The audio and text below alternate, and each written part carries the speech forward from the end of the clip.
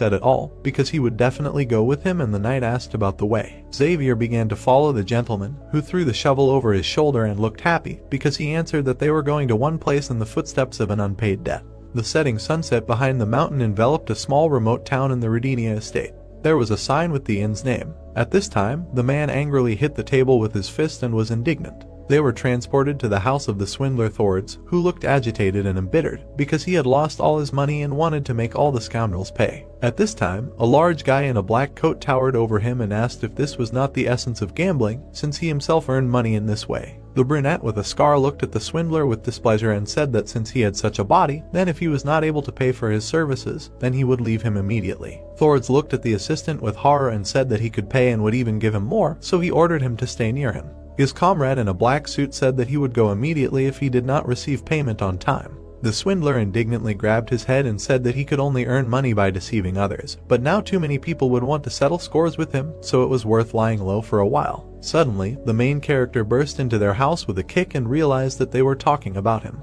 Lloyd entered this room, as the swindler immediately jumped up from such impudence. Lloyd looked at him with an echidna mulka and realized that he had not seen him. The main character looked at him maliciously through his bangs and introduced himself by his name. Thords with great horror bulged his eyes and opened his mouth. Thords immediately put his hand on his assistant in black, who offered his help, but the swindler wanted to leave here faster. His assistant immediately bent over the ground, grabbing his master. Then they quickly jumped out of the house through the window. This man in a black suit was about to land on the ground. The man with a scar on his face became angry with discontent. Xavier at this time cut his blade near the shoulder. The knight immediately swung his sword in the air. The knight in blue walked down the street with his sword, ordered to give him the swindler and leave himself, and then they will not touch him. Xavier looked at him through his bangs and realized that he had done everything as the young gentleman had said. The big guy in the black